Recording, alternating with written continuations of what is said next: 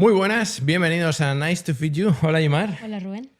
Bueno, hoy tenemos un capítulo que es bastante interesante porque el último capítulo que hicimos sobre este tema tuvo una gran repercusión, que es sobre hipotecas, que aquí, bueno, casi todos los que nos veis sois inversores inmobiliarios y os gusta mucho apalancaros, y de hecho yo creo que es la forma de crecer, pero ahora veremos si es bueno o no es bueno. Vamos a ver qué está pasando en el mercado, porque este 2026 y con la guerra de Irán están cambiando un poco las cosas en el mercado hipotecario. Vamos a ver qué hacer, qué no hacer y cómo hacerlo bien sobre todo, y cómo prepararnos para ponernos guapos delante del banco para que el banco nos vea con buenos ojos, sobre todo con buenos ojos numéricos y que nos dé esa hipoteca que todos queremos. Así que, Yimar. ¿Qué está pasando en el mercado hipotecario en el 2026? Pues el 2026 estaba pasando una cosa y ahora pasa otra, ¿no? Que se llama Guerra de Irán. Y aunque parezca mentira que en Irán de repente pasa algo y a nosotros nos afecta, nos hemos encontrado como esta semana, por ejemplo, un banco nos había aprobado una hipoteca a las 9 de la mañana con un precio y a las 12 de ese mismo día nos dice que no, que el diferencial es 0,5% más. O sea, estamos hablando en una hipoteca de 150.000 euros de 60 euros al mes casi. Claro, los números ahí varían. Sí que es verdad que sigue siendo tipos de interés para mí casi de regalo, porque estamos hablando de a lo mejor nos vamos al 2,5%, algo cercano al 3%, pero no a ser el 3%. Pero claro, ha cambiado mucho la película. Si tú me preguntas en enero qué iba a pasar, pues la tendencia del Euribor era a la baja, los bancos bien, queriendo hipotecas, normal y corriente. Sí que es verdad que lejos de objetivo, porque estamos a principios de año y se ponen un poco más estrictos, pero claro, de repente pasa esto. Y yo ahora lo que le digo a la gente es, si te vas a sacar una hipoteca tipo fijo, fírmala ya, porque dentro de un mes va a ser mucho más cara.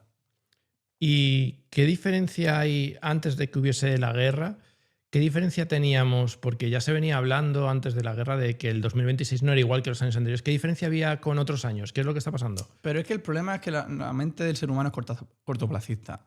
Nos acordamos respecto al último trimestre del año. ¿Qué pasa? Que siempre el último trimestre del año es el mejor del año porque los bancos que no han llegado a objetivos de repente se ponen a dar precios que antes no daban y riesgos que antes no daban.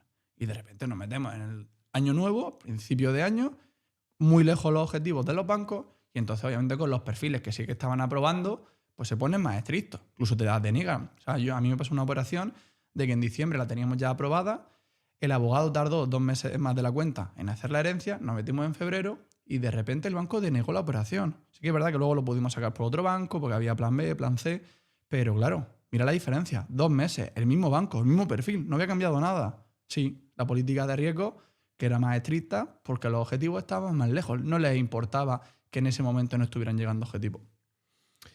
Bueno, como habéis visto, tenemos aquí con nosotros a Antonio Lorenzo, que seguro que muchos habéis visto por redes, es muy activo hablando de hipotecas. Cuéntanos un poco quién eres, para quien no te conozca. Bueno, pues soy una persona que hizo ADE, Administración de Dirección de Empresas en Murcia, como no se nota en mi acento apenas.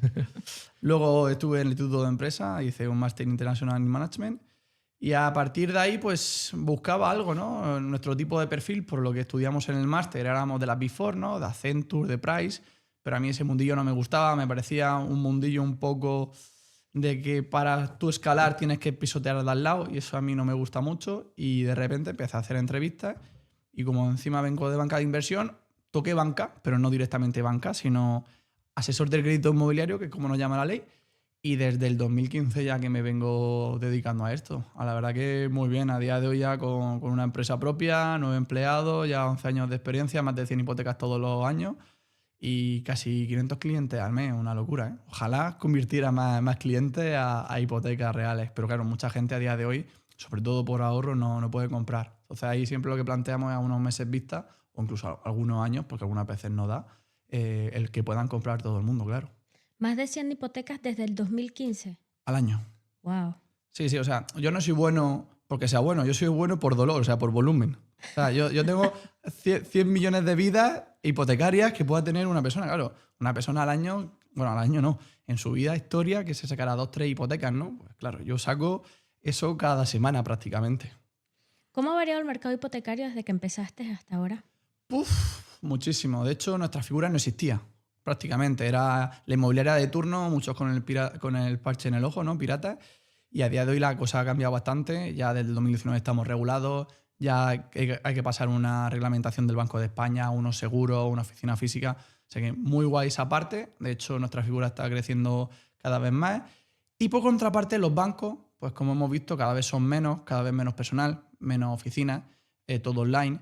Y la hipoteca es un paso muy grande para la gente. O sea, tú no te gastas 200, 300.000, 100.000 euros todos los días de tu vida, ¿no? Entonces, ese abandono que está teniendo la gente por parte de la banca tradicional, nosotros lo estamos recogiendo con los brazos abiertos. De hecho, cada vez hay más empresas que se dedican a lo nuestro. Lo que aquí sí que voy a hacer una diferenciación, porque la gente muchas veces no lo entiende o no lo ve, que está el intermediario y el asesor. El intermediario es simplemente pasan la documentación del punto A al punto B y tú te encargas de todo directamente. Claro, a ti no te cobran porque realmente lo único que hacen es pasar documentación de un punto A un punto B y quien le paga es el banco. Entonces aquí para mí hay dos peligros. Uno, solo van a trabajar con el banco que les pague, con los que no pagan no van a trabajar. Y luego obviamente si hay un banco que le paga 500 y otro 1.000, ¿cuál de los dos te van a querer vender? El de 1.000, ¿no? Pero bueno, al final es un servicio más como otro cualquiera. Y luego sí que está la parte de asesor, que hacen absolutamente todo, ¿no? Como el 360 de la reforma o de la compraventa, ¿no? Pues parecido en el mundo inmobiliario, ¿no? Todo el tema de la tasación, todo el tema de si hay algún tema urbanístico, si hay algún tema de herencia, acompañarte en esta transparencia, la compraventa, coordinar todo con notaría para que recibas la vivienda libre de carga. ITP, por ejemplo, los ITP a día de hoy, como bien sabemos, son altísimos, pero hay millones de bonificaciones.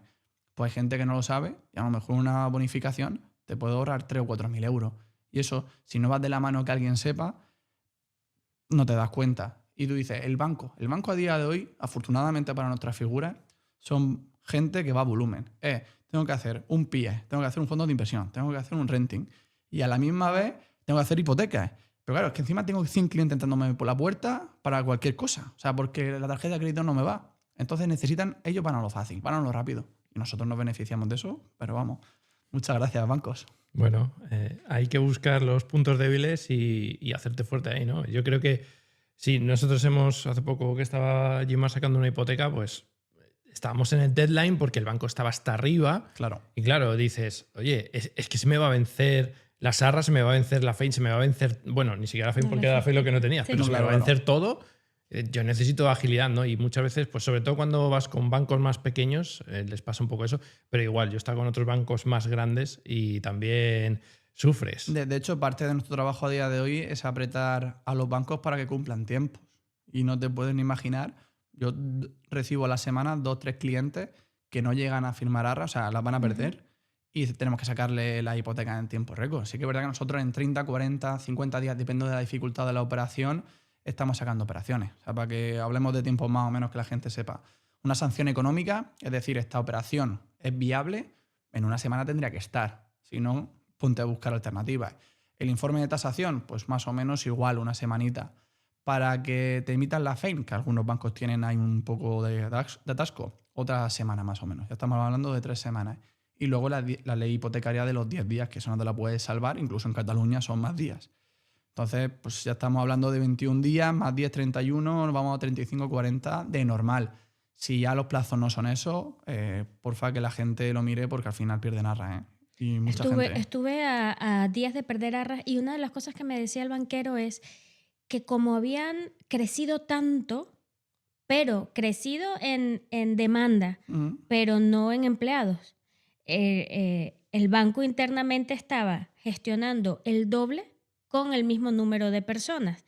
Dice que no llegaba y él lo que hacía era presionar a la central para las firmas que eran más próximas. No, lo que pasa que ahí, o sea, estoy de acuerdo con ese banquero, pero también en mi experiencia es porque los bancos no son tontos. Ellos saben que van a haber momentos puntuales de mucho más trabajo. Entonces dicen, vale, pero ¿cuál es la media? O sea, si mi media son 100 trabajadores, para este volumen en general, yo tengo 100. Si tengo picos de que a lo mejor necesitaría 120, 130, me da igual porque eso es un gasto para mí. Y también muchas de las veces lo que nosotros tenemos que hacer es buscar otra alternativa a otros bancos. De hecho, nos pasó sobre todo en noviembre, octubre, porque ahí se juntó, como tú bien dices, la saturación de algunos bancos y por otro lado, bancos que habían cubierto objetivos. Entonces tuvimos que mover, obviamente, un montón de operaciones a otras entidades para que fueran viables y se firmaran en tiempo y forma. Pero sí, eso es bastante habitual, desgraciadamente. Pero ya te digo, yo siempre tendría un plan B y un plan C, porque incluso he llegado a ver que se atrasa y luego a última hora te dicen no te puedo emitir la FEIN porque, claro, la gestoría me ha dicho que no van a computar tus ingresos, sobre todo cuando vienen de alquileres, de esta manera. Y es como, perdona, me tienes un mes parado y ahora de repente a una semana de tener que perder a RAE me dices que gestoría no coge los ingresos, no me hagas eso, que voy a perder un dineral. Pues sí, eso está al orden del día a día de hoy.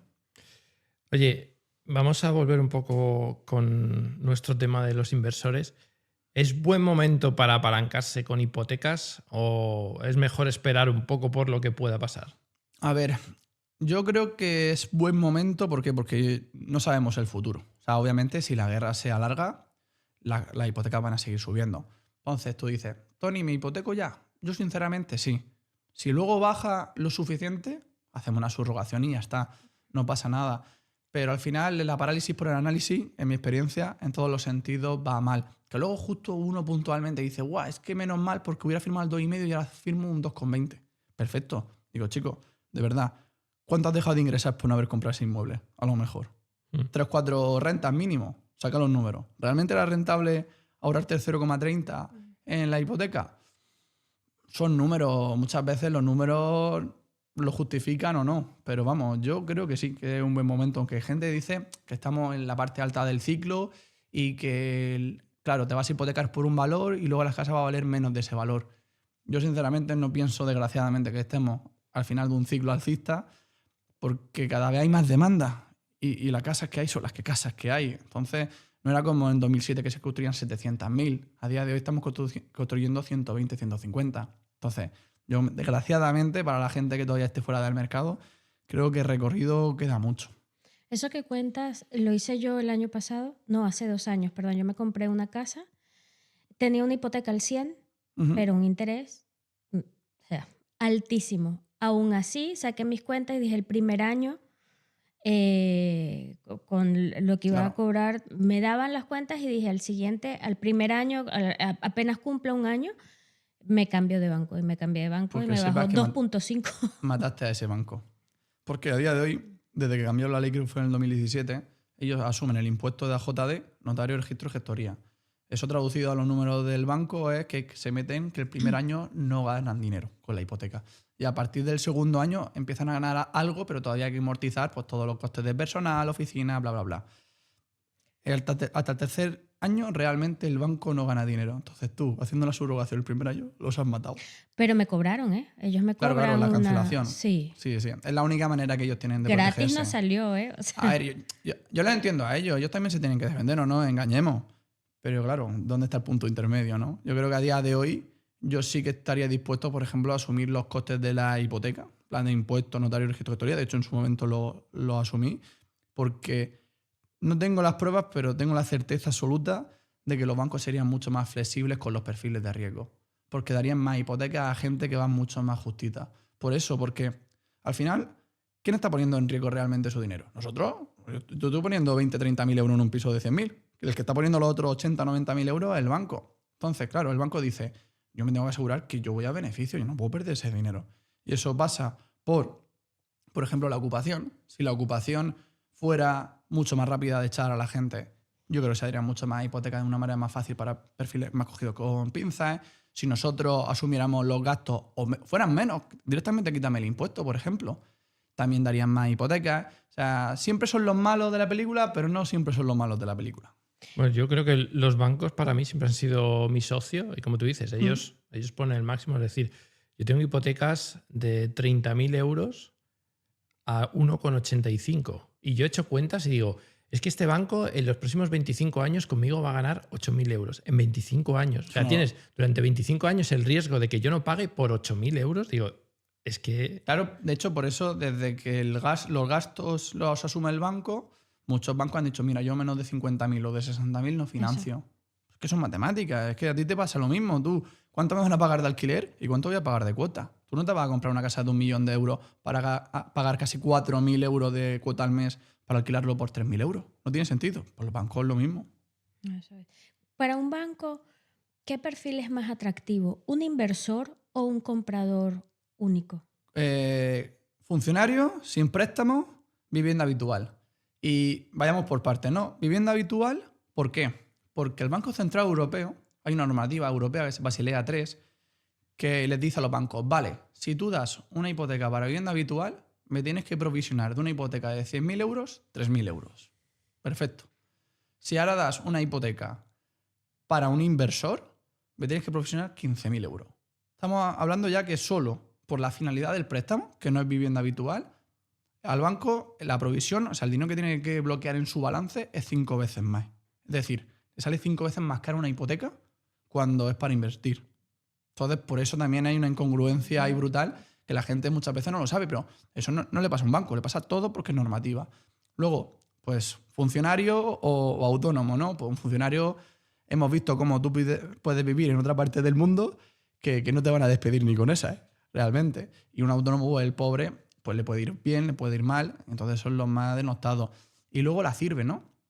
Tener préstamos previos es muy curioso. O sea, un banco, te pongo 2 ejemplos, ¿no? Un cliente gana 10.000 euros al mes y paga una cuota de 500 euros al mes de un piso que tiene en Barcelona.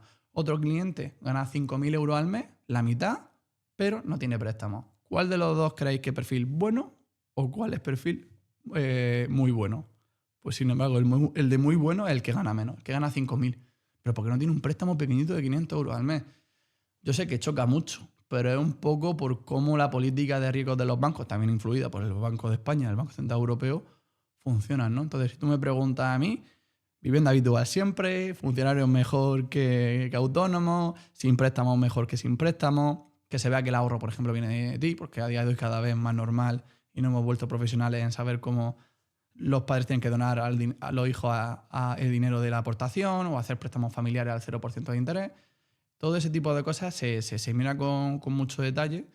Incluso la última parte que he comentado puede ser un error. ¿Por qué? Porque si tu padre de repente te ingresa en tu cuenta para que tú puedas comprar la casa 20.000 euros, el banco va a decir, ¡buah, blanqueo de capitales! ¿Qué ha pasado? ¿Qué ha pasado? ¿Qué ha pasado? ¿Dónde viene ese dinero? Justifícamelo. Y te puede paralizar la operación hasta que esté bien justificado ese dinero, ¿no? Entonces muchas veces te toca salir corriendo. Si es un préstamo, ir a presentar los modos de impuestos. Si es una donación, ir corriendo a notaría. Y es curioso, ¿no? Las situaciones que se dan porque la gente no se prepara. O simplemente informa al banco, oye, ¿cómo quieres que te lo haga para que esto no se paralice, ¿no? La gente, no, te ingresa el dinero ya, luego veremos qué pasa.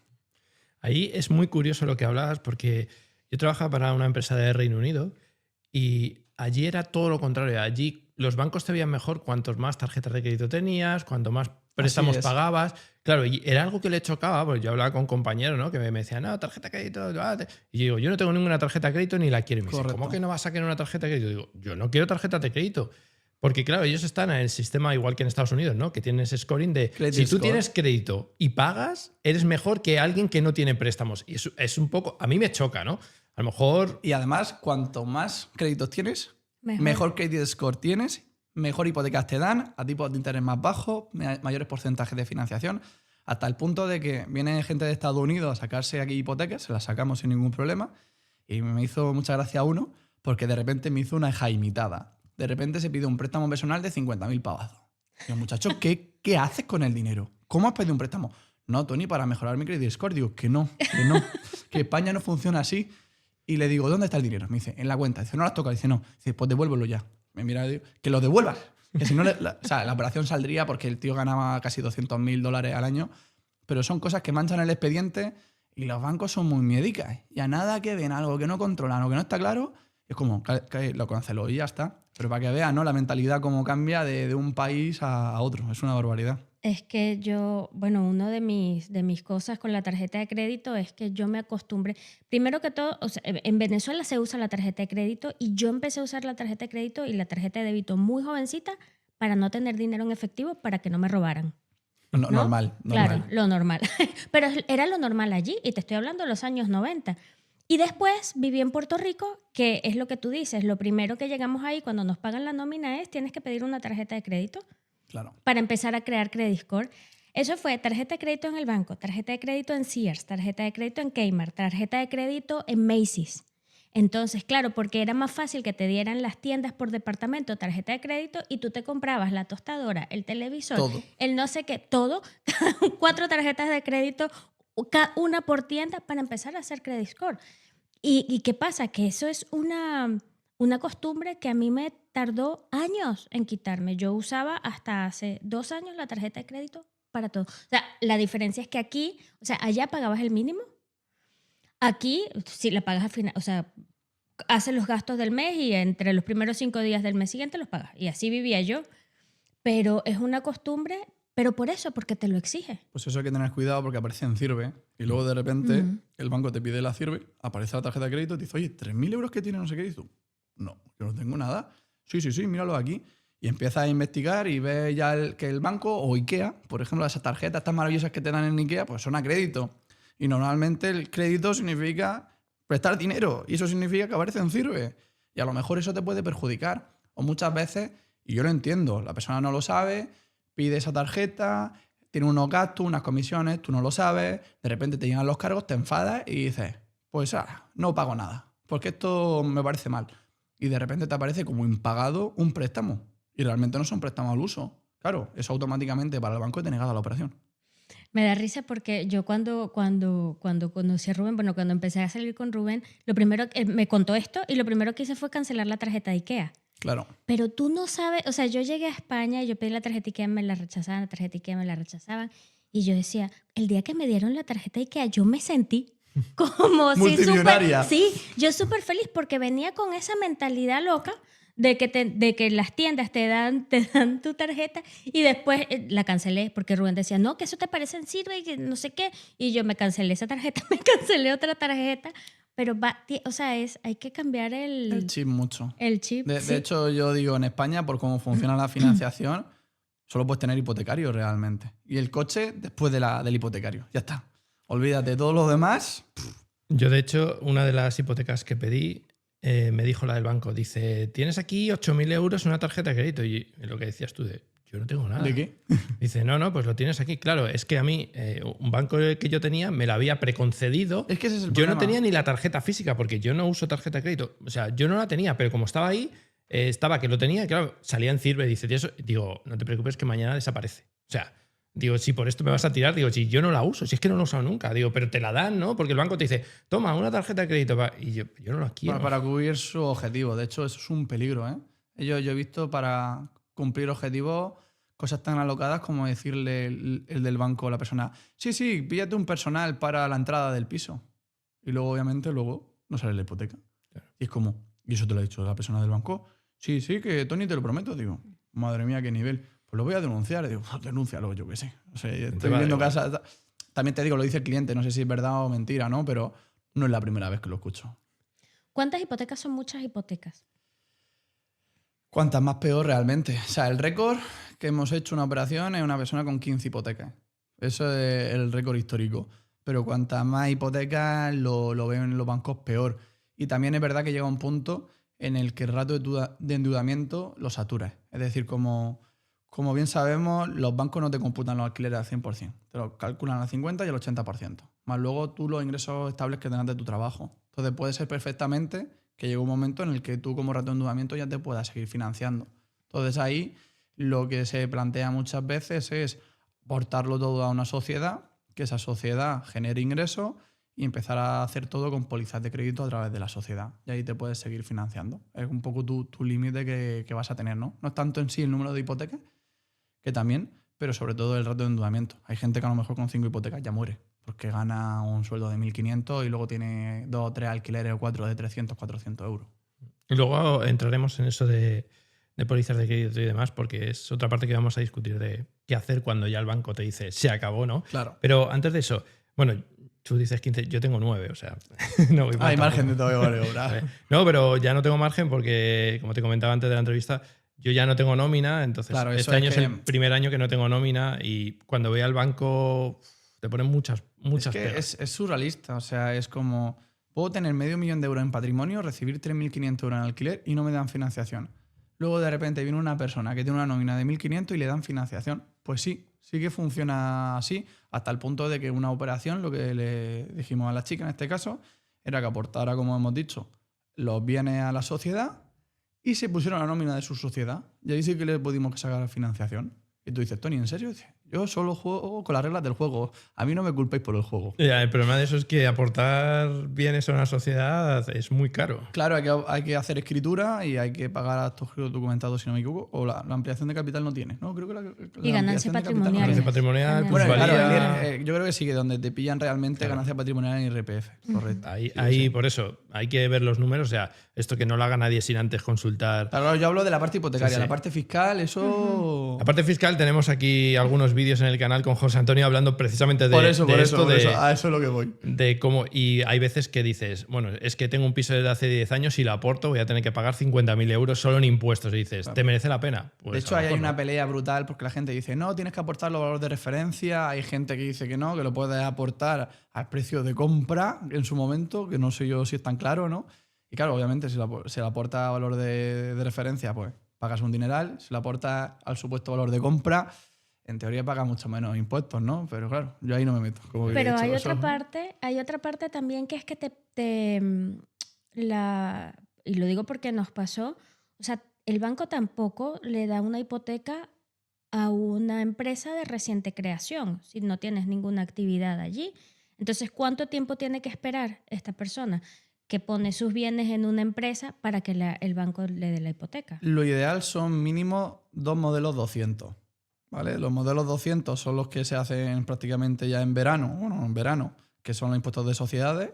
Entonces, lo ideal sería tener 2 para demostrar ingresos recurrentes y cada vez más al alza, más crecientes. Eso es lo ideal. Sí que es verdad que en casi todas las operaciones de empresa piden que los socios sean avalistas. Entonces, también va a depender del perfil de los socios avalistas. Y también, fíjate, operaciones que hemos hecho, ¿no? En España, cuando tú cobras una moneda diferente al euro, o sea, es decir, te sacas una hipoteca aquí en España como no residente, o como incluso residente, pues tenemos gente que está cobrando en dólares, por ejemplo, de Estados Unidos. ¿Qué pasa? Que tú le puedes pedir al banco que te cambie la moneda de la hipoteca a tu moneda de ingreso. Claro, ante ese riesgo, los bancos dicen, ahí va, no, a lo mejor no te doy la financiación, sobre todo con las monedas que tienen mucha inflación, sobre todo en Latinoamérica. ¿Cuál es la solución que hemos encontrado que funciona? Monto una SL, compra ese SL, obviamente con mi aval, pero como ya esa persona es residente en España y en teoría recibe sus ingresos en euro, me salto así la ley y cobro en euro, no me puede cambiar la hipoteca en ningún momento de divisas. Que hay muchas cosas, detallitos chulos en el mundo hipotecario. Pues sí. Y no hay límite, o sea, no hay un límite que diga a partir ya 30 hipotecas, ¿no? Siempre va a depender de tus ingresos y tu CIRBE, ¿no? Un rato de endeudamiento a morir, sí.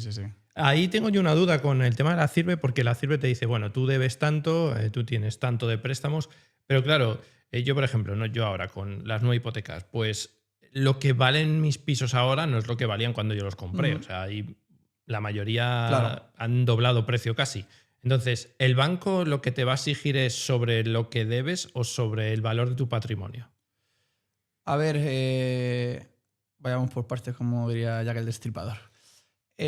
Loan to value, LTV, ¿no? Nos gusta mucho hablar en inglés en España. Obviamente, si tú tienes 1 millón de euros en patrimonio y medio millón de euros de deuda, pues tienes un 50% de LTV y eso gusta. No es lo mismo que tengas 1 millón y tengas 1 millón, porque también se da, hay gente que hasta que no pueda más. Y me parece bien siempre y cuando los números lo sostengan, obviamente.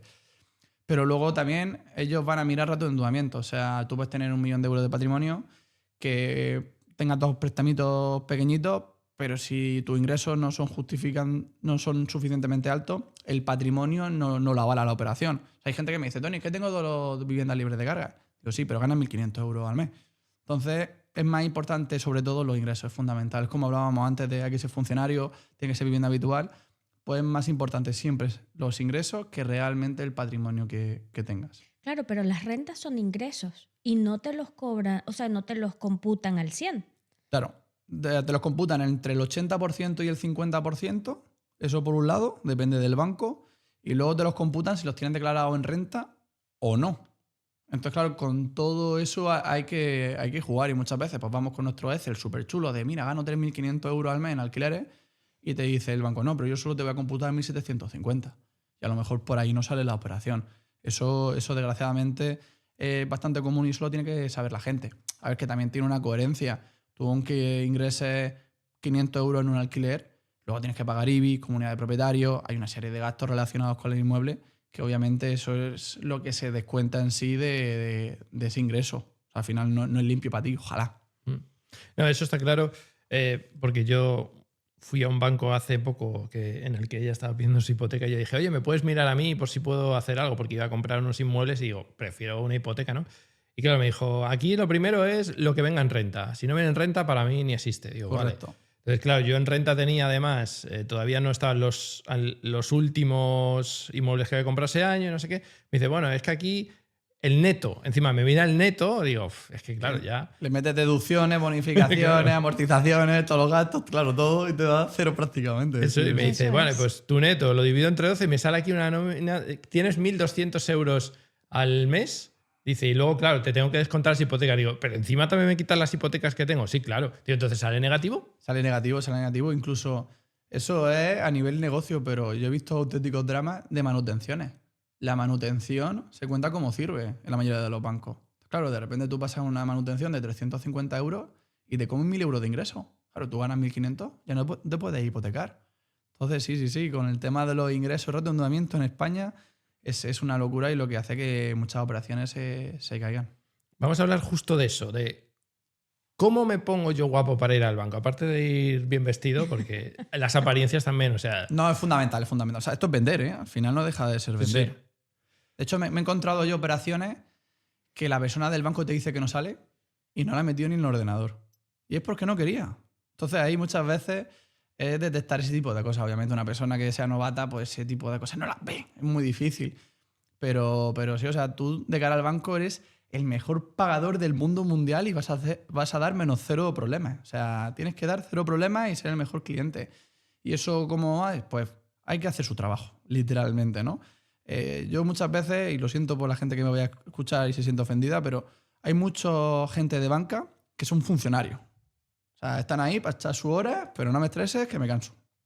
Entonces, claro, cuanto más haga su trabajo más cadito, menos tienen que trabajar ellos y más les va a gustar las cosas. Entonces, pues, todos los ingresos detallados, todos los inmuebles valorados, esta hipoteca está relacionada con este piso, con esta cuota, a este LTV, mi ratio de endeudamiento es este, estos son mis ingresos, hay que tener cuidado lo que hemos hablado, claro que todos los bancos no computan los ingresos de los alquileres igualmente. Luego también es verdad que no es lo mismo, por ejemplo, recibirlo en un bonus que en salario, se fijan más los bancos en salario, pero sobre todo, claro, luego tener todos los PDF bien bonitos, o sea, por favor, la gente que haga fotos, que no haga nada, ¿sí? Directamente.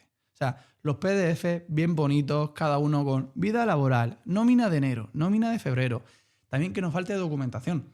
La gente no se da cuenta cómo... Eso no son los bancos, eso somos todos en nuestra forma de trabajar, ¿no? Yo ahora mismo me pongo a hacer una cosa, me pongo, pero como de repente hay una interrupción, como que desconecto y luego retomar eso me cuesta un montón. Pues esto es lo mismo. Da toda la documentación de golpe. No dejes la vida laboral, una nómina. Bueno, a lo mejor la nómina sí, porque todavía no te ha llegado, ¿vale? No te queda más remedio. Pero en sí, todo perfecto, ya puesto, para que la persona diga, ¡buah! A esta persona le dedico 1 hora de meter todo en el score y en el evaluado de riesgo, sé que hacerlo, o pedir tasación o lo que haya, y siguiente. Eso es lo que les gusta a ellos. Es normal, al final. Tenemos que pensar como si fuéramos nosotros los que vamos a recibir esa operación, ¿eh? Queremos darle un préstamo a un tío que va a tener 0 problemas y que encima me facilita la vida lo máximo posible siempre. Vale, entonces, se lo damos todo bien bonito. Bueno, yo tengo problemas cuando les envías mucha documentación que se les satura los buzones y demás, Claro, y luego máximo, Google Drive no te dejan. No, máximo 20 megas. O sea, es preferible. De hecho, para que no haya ningún problema, es la descripción de la operación entera. O sea, la idea es que en un correo ellos tengan la operación clarísima desde el principio, por un lado, y luego empieza a mandarle correos con máximo 20 megas cada correo. Y las impresoras muchas tienen opción de PDF reducido. No pierden prácticamente calidad, pero sí que el tamaño lo hace mucho más pequeño. Entonces puedes ahí calcular más o menos hasta 20 megas cuántos PDF se pueden mandar. Y operaciones complejas, a lo mejor como ese que te decía de 15 hipotecas, se llegan a mandar 5 o 6 correos. Obviamente en asunto, pues operación, el nombre del cliente, documentación 1, documentación 2. Y así hay un orden y eso es mucho más fácil y mucho más bonito para la gente. nada de comprimidos, porque muchas veces no pueden abrir comprimidos por si tienen virus y el antivirus salta y es una locura. O mandarle todo en un PDF junto, así buscas de la vida, 0 fotos, como nos gustaría a nosotros realmente. Yo un truco aquí para los que lo manden, os lo digo, hay una página que se llama ilovepdf.com y ahí tiene una opción de comprimir PDF. A lo mejor un PDF que ocupa 15 megas te lo dejan 2 megas, porque me ha pasado muchas veces de decir, no puedo mandar esto, pues ilovepdf.com y como tú dices, apenas pierde calidad. Claro. Y les llega mucho mejor, porque yo tenía algún problema con un banco de decir, es que tengo 8 hipotecas, tengo 8 alquileres o 10 alquileres y... O sea, yo me estoy poniendo en la piel del banco y solo tengo 8 hipotecas y ¿cuánto me va a hacer trabajar? Oh, Dios. Y Rubén, esto es una recomendación, nadie nos paga por decir eso. No. De hecho, también que la gente lo sepa, que ahora prácticamente todos los documentos públicos, formales, no sé cómo llamarlos, institucionales, o sea, tipo vida laboral, renta, todos tienen un código, un CSV, un código de verificación. Entonces, muchas veces el que tienes tú, pues una fotocopia, por ejemplo. Pues tan fácil como te metes en Google, pones CSV, declaración de la renta, pones el código y te sacas el PDF bonito. O sea, que eso la gente lo sepa. Obviamente una nómina pues es lo que tiene, pero todo lo que son vida laboral, renta, incluso hay gente que pide ya la CIRBE directamente, se adelantan para ver si tienen algún tipo de situación, porque la CIRBE es súper fácil. Si tienes firma electrónica, te metes en el Banco de España, pedir la CIRBE, la CIR, y llega prácticamente en el día. O sea que incluso eso estaría bien. Lo que pasa es que sí que es verdad que en mi experiencia, cuando me vienen muchos clientes con la CIRBE ya pedida, es porque hay algo malo. Bueno, ya nos decías que realmente lo preferible es tener una nómina para el banco, más Siempre, allá de que... Siempre. Ahora, una pregunta, ¿cómo se llama? Una pregunta trampa. Españoles e inmigrantes con la misma nómina. ¿A quién prefiere el banco? Los bancos son racistas. Los bancos son racistas porque ya nos pasó en 2007-2008 que la gente se iba a su país de vuelta y te dejaba ya del piso y búscate la vida. Entonces, si tú me dices entre NIE y DNI, por supuesto un banco DNI. Si me dices entre DNI nacido en España y DNI nacido fuera de España, DNI nacido en España. Claro, por supuesto. Eso confirma mi teoría porque yo siempre he tenido una buena nómina y a mí los bancos no me dan ni las mismas condiciones ni me tratan igual. Y también no es lo mismo ser europeo que ser latinoamericano, obviamente. Si tú me dices DNI nacido o incluso NIE nacido en Europa, está mucho mejor visto que en Latinoamérica. Funciona tú así. Eres italiana, o sea... Yo soy italiana, pero es lo mismo porque soy nacida en Caracas. Miran el país de nacimiento, ¿eh? Sí. O sea, miran eso, no miran el pasaporte, miran país de nacimiento, NIE o DNI. Bueno, mira, el NIE sí lo pone, algunas veces no lo pone. Yo tengo un primo que él nació, un primo que vive en el pueblo, se crió en el pueblo, pero él nació en Venezuela y su NIE es como el mío. O sea, como al final discriminan. O sea, sí. Digo, no por decirlo de malas formas ni nada, pero que es algo que yo lo he vivido. O sea, sí, pero es estadística al final, es como los seguros, ¿no? O sea, ¿quién prefiere a uno de 20 años o uno de 50? Pues evidentemente la estadística les dice, pues este tipo de población me va a dar más problemas. Correcto. Pues entre dos que tengo que elegir, pues elijo la mejor. Y lo vivimos con mi cuñado. Mi cuñado, en lo que cogió la nacionalidad española, porque es que él y yo íbamos juntos a pedir créditos o lo que sea. Él me hacía backup a mí, yo le hacía backup a él y siempre nos negaban. Los dos con buenas nóminas. Me dice Gimar, en lo que me llegó mi DNI, me están llamando todos los bancos, me piden todas las... Funciona así. Me ofrecen todos los préstamos, todo. Me dice, hasta española. Yo tengo mi conflicto, no lo sé, pero sí. De hecho, hay bancos que directamente ni no financian y si lo financian con un porcentaje irrisorio de financiación. Y mira cómo es el histórico, ¿no? Como tú decías, importante. Que hubo una época que no sé por qué, cuando la profesión no estaba clara, rollo en plan de auxiliar administrativa y cosas así, los bancos ponían azafatas directamente. ¿Qué pasa? Que hubo tantas azafatas de golpe, que hubo tanta mora de golpe, que directamente tú ponías azafata en el scoring y daba denegada automáticamente. Ya hay que poner otra cosa. O sea, incluso esos detalles de poner la profesión por el histórico es importante. El tema de la profesión, a mí eso sí que me lo dijo en el banco con el que yo trabajaba, que me dijo, bueno, dice, tú como eres informático, dice, aquí os tratamos mejor, porque claro, saben que el sector de informático no había paro. No tiene paro. Claro, decía, porque yo me acababa de cambiar hace 3 meses de trabajo, claro. Y siempre te dice, no, tienes que esperar un año, no sé qué, pero dice, bueno, dice, con tu profesión sabemos que hay más cambios y además es un cambio motivado por un aumento de un 20% de salario, o sea, Eso sí que eran un poco más flexibles, pero había otros bancos que me decían, no, a mí me da igual. Dice, ¿te has cambiado hace 3 meses? Nada. Eso me pasó a mí Aquí también también, hay sí. un parámetro que es el periodo de prueba. El periodo de prueba, a efectos legales prácticos, tú eres temporal. Y entonces el banco también te va a tomar como un temporal. Entonces o te pide un aval, o te pide más aportación, o te pide doble garantía, o te pide extras. Pero una vez pasado el periodo de prueba, obviamente ya sí que eres indefinido como tal, y sí que a partir de ahí te ayudan. Y otro ejemplo como el tuyo también es la sanidad. Todo lo que es enfermero o médico, como prácticamente ahí en ese sector no hay paro, los bancos lo miran con muy buenos ojos y hemos sacado operaciones con gente con prácticamente 6 meses recién hechos. A mí me pasó justo lo que dice Rubén. Yo me cambié de trabajo, pasó el periodo de prueba, porque eso yo sí lo tenía claro. Pasó el periodo de prueba y metí la hipoteca. Tú ves mi vida laboral y yo no he estado ni Nunca, siquiera ¿no? un mes de vacaciones. O sea, es que un mes de vacaciones. Yo no he tenido Sí. ningún, o sea, tun. Y me decía la del banco, es que te acabas de cambiar. Y yo le digo, pero ¿no estás viendo que estoy ganando más? O sea, me estoy yendo por, no sé si era un 30% más. Y me decía, sí, pero te acabas de cambiar de trabajo. Hombre, a mí me tocó desgraciadamente decirle a una chica que rechazara la oferta de trabajo que le habían hecho, porque si no la hipoteca no le salía. Eso está a la orden del día. Y de hecho, dentro de me cambio de trabajo, no es lo mismo hoy lunes me cambio de trabajo y empiezo martes, que directamente hay una semana o 15 días que no hay nada. Como que eso los bancos lo ven súper sospechoso, como si hubieras cometido un delito. Sin embargo, si cambias de un día a otro, es mucho más fácil. Pero sí, o sea, cambiar de trabajo te puede tirar una hipoteca abajo. De hecho, la gente no piensa, no tiene cultura de ningún tipo. Y me vino un tío diciendo, Tony, me voy a comprar un chalet, muy bien. 380.000 euros, muy bien. Tengo la aportación 200.000 euros, muy bien. Dice, no, pero en enero monté mi propia empresa. Digo, muy mal. Dice, pues que sepas que no te vas a comprar un chalet de 380.000 euros. Digo, dime que tienes pareja y que tiene un sueldazo, porque un autónomo de reciente creación no le dan ni la hora. Y efectivamente esa operación no salió. Oye, ¿cómo elegimos el banco adecuado? No lo hay. Hay momentos adecuados en los bancos y personas adecuadas en los bancos.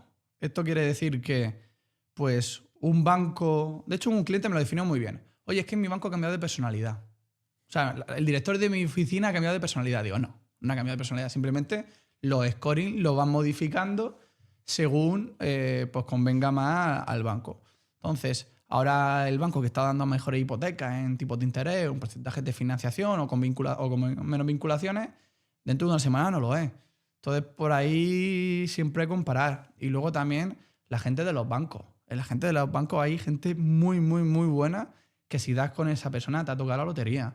Que se sabe la política de la empresa, tiene claro los timings, no te engaña, controla muy bien si a lo mejor a partir de aquí van a atribuciones de oficina o a partir de aquí va a dar riesgo y no te marea. Todo ese tipo de cosas son fundamentales, pero no es más que picar piedra. Entonces, banco ideal no hay ninguno, no hay momento. Por eso yo digo que compares. A lo mejor no compares con los 27 que hay en España, te vas a volver loco. O encima también vas a quedar mal con mucha gente. Pero que te quedes con lo primero que te digan, eso sí que me chirría un poco.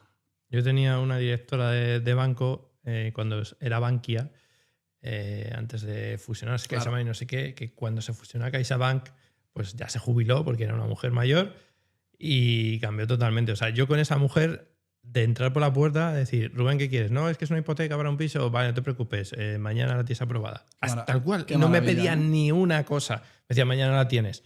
Ahora cambié a Bankia, no, pues ahora nos tienes que traer, pues no sé qué, y ahora un mes...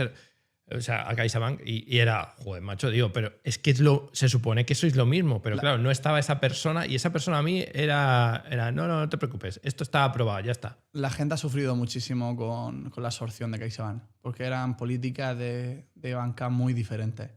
Y la gente en general que oigo hablar de banca CaixaBank habla muy mal. De hecho, CaixaBank me choca, ¿no? Porque al final es el banco más grande de España. En cuanto a España, ¿no? Obviamente luego está el Santander, que es más grande en cuanto al mundo.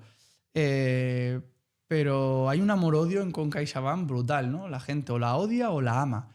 Y muchas veces veo que, pues, de los pocos bancos que todavía, por ejemplo, te cobran por transferencia. Y es curioso. Sin embargo, luego, por épocas puntuales, dan hipotecas que nadie puede competir contra ellos, ¿no? O sea, pero es que venimos un poco de lo que estábamos hablando antes.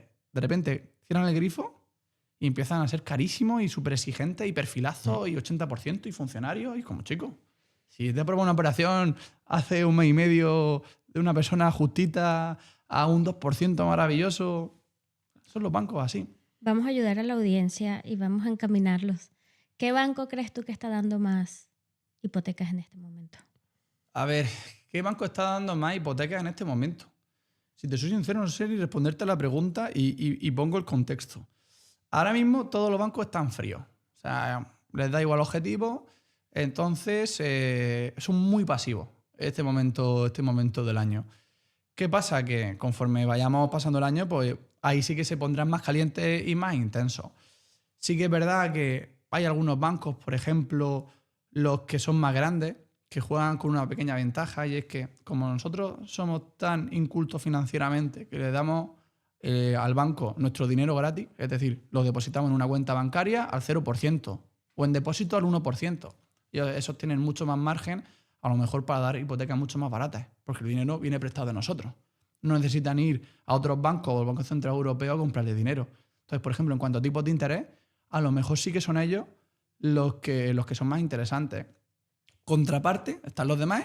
Claro, si ellos no pueden pelear por precio, tendrán que pelear por tipos de interés. Perdón, por tipos de interés por riesgo. Entonces, van a dar más riesgo que los bancos que sí que puedan pelear por tipos de interés. Y ahí eso a lo mejor son los que mucho encajan mejor con el perfil inversor muchas veces. Los que, pues eso, unas cajas como, las cajas como tal no existen, pero siguen existiendo Eurocaja, Global Caja, Cajamar, Caixa Popular, Rural Nostra, todo ese tipo de cosas. De hecho, están casi todas metidas dentro del grupo de Rural Vía. Pues sí que a lo mejor sí que son bastante más flexibles a la hora de financiar inversores.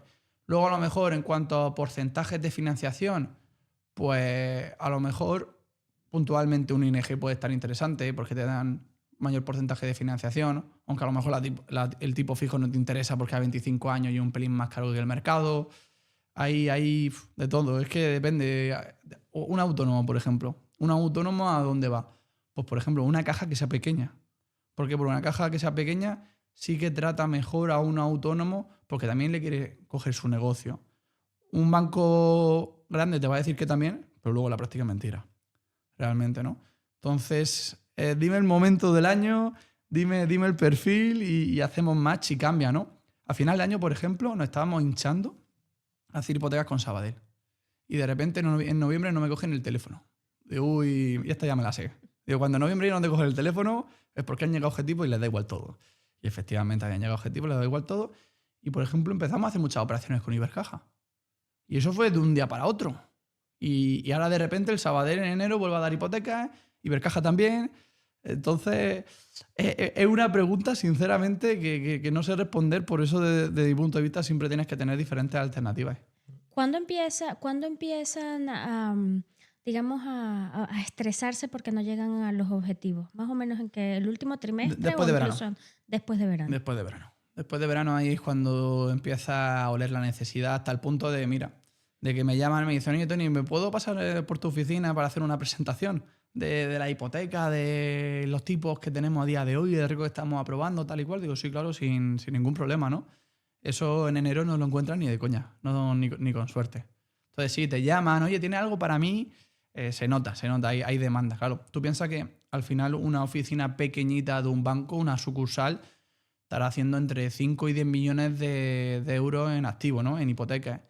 Nosotros a día de hoy estamos haciendo más de 10 millones. O sea que nuestro equipo puede hacer el objetivo de una oficina sola. Entonces dicen, lo que hemos dicho antes, ¿cómo trabajo menos y gano más? Pues con gente como nosotros que da mucho volumen, y eso lo detectas así, de esa manera. Cuando te llaman por teléfono y te dicen, oye, queremos ir, o ¿cómo vas? Un hola, ¿qué tal? Ya sabes que tiene una intención brutal. De hecho, la siguiente pregunta es, ¿qué quieres?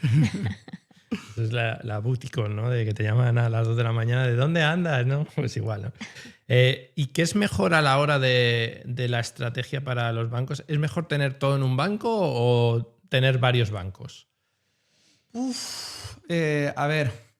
Bueno, te hemos dicho que no te íbamos a hacer preguntas difíciles que no supieses, pero no, te estamos apretando. Es que parezco gallego. Estoy hoy, depende, y desgraciadamente es que es así.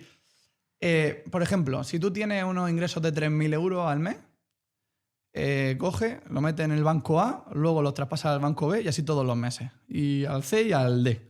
Y de repente tienes créditos personales preaprobados, por ejemplo, en todo ello. Entonces, si ese es tu objetivo y tu margen, pues a lo mejor te interesa eso.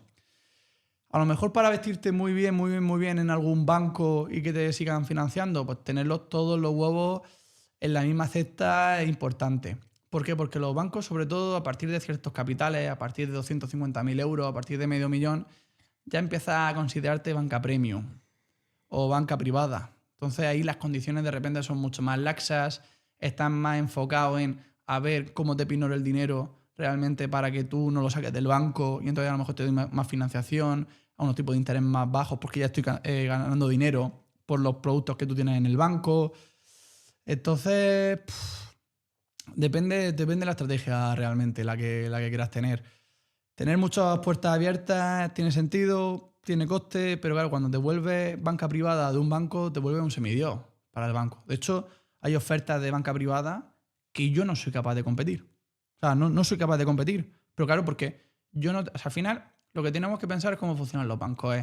Yo con Tony gano 10 y me cuesta 9. Guay, salen las cuentas.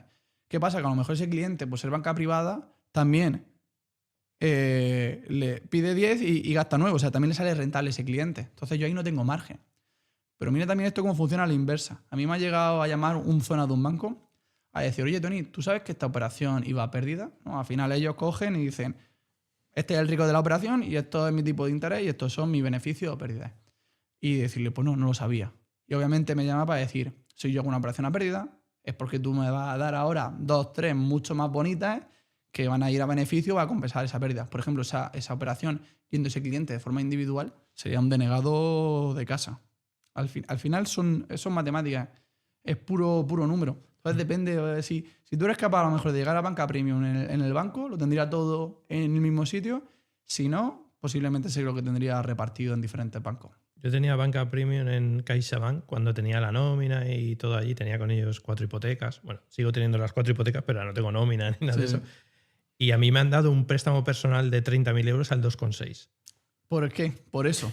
Que yo flipaba. Es por eso. ¿Cuál es el criterio para ser banca premium? Depende del banco. O sea, si tú me dices de forma genérica, normalmente es tener $500.000. Es que también aquí depende. Madre mía, con lo depende hoy. Tener al menos $500.000 de euros. ¿Vale? Lo que pasa es que algunos bancos, por ser más flexibles, a lo mejor se han inventado un paso intermedio, que ya no es banca privada, es banca premium, que a partir de 250.000 euros y le cambian el nombre. Es que van cambiando los nombres y las cuantías, la verdad. Pero si tú me dices de forma genérica, $500.000 de euros. Lo que pasa es que aquí es donde viene lo que yo decía, que también depende. Porque si tú me dices puramente cómo funciona eso, tienes que tener $500.000 de euros, pero con la entidad. Pero claro, yo he estado viendo últimamente cómo, de repente, si tú entre este banco y este banco sí que tienes $500.000 de euros, yo ya te voy a considerar en mi banco banca premium o banca privada porque te quiero captar como cliente. O de repente tengo estos activos inmobiliarios, también los voy a valorar para meterte dentro de ese circuito, porque este circuito me permite que el banco sea más flexible a la hora de los tipos de interés y de las financiaciones, y así sé que te voy a captar antes y luego a lo mejor me puedo atraer también esos fondos o esos otros activos, otras hipotecas que tengas en otro banco. Pero cuando tú dices $500.000, ¿es $500.000 en efectivo, $500.000 en...? Sí, si vamos al puro, tiene que ser $500.000 en efectivo. La práctica me ha demostrado que se está desvirtuando eso y ha llegado a un punto en el que no hace falta ni que sea en efectivo. Yo aquí... O sea, más que en efectivo, en activos financieros. Es decir, en euros, en depósitos, en fondos de inversiones, planes de pensiones, acciones, renta variable, renta fija, eso un poco es lo que yo cuando estaba en el CaixaBank, ellos para darte el premium lo que decían era una nómina de más de 3.500 euros. Entonces con eso ellos te consideraban premium, que no es privado, pero claro, las condiciones como tú dices, o sea, a mí igual, aunque con Bankia era súper rápido, con CaixaBank yo también hacía las operaciones muy rápido porque miraban y yo pedía hipotecas al 70, no las apretaba, les decía al 70 y me las aprobaban también sin problema. Que por ejemplo CaixaBank en este caso lo que ha hecho es segmentar más aún y segmentar por ingreso. Entonces tú ahora mismo, o sea, alguien de CaixaBank me estará viendo y dice, le voy a cortar el cuello porque no es verdad. Es la información que a mí me llega, ojo. Me dicen que han segmentado tanto que pueden tener ahora mismo 6-7 categorías diferentes de clientes dentro de CaixaBank dependiendo de tu ingreso y dependiendo de tu patrimonio.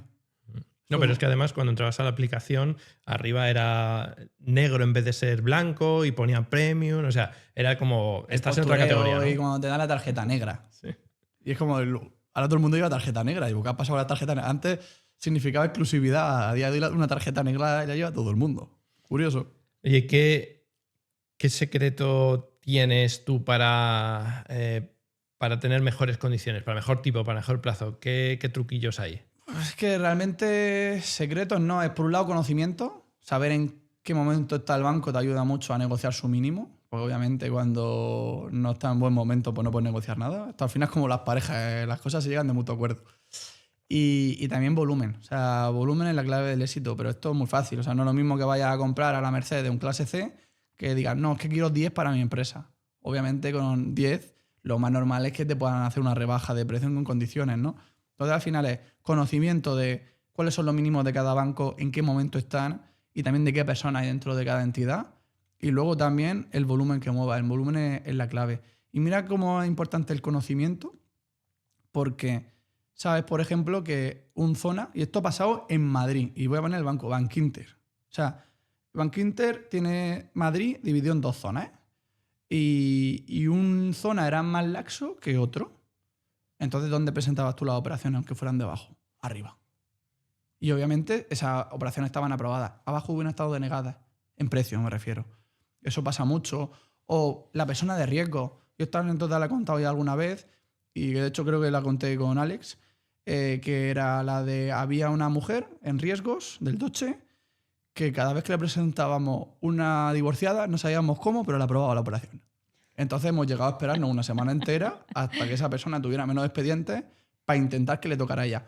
Desgraciadamente no es que yo llegue y diga quiero que Laura lleve la operación. Yo no puedo hacer eso. Pero sí que más o menos sabemos quién va cargado de expedientes y quién no y cómo se van asignando y a partir de ahí tú dices pues quiero que le toque a ella. Y cuando le toca dices mira, vamos a mirar otro banco. Eso pasa. Si una persona va, digamos, independientemente a un banco, ¿qué condición tú crees que nunca se debe aceptar?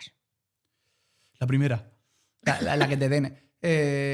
Sobre todo, a mí lo que me da mucho miedo a día de hoy es que te cogen, te sueltan de la impresora un papelito que pone un 2,20, no sé qué, no sé cuánto, y es como si eso no sirve para nada, eso no tiene validez.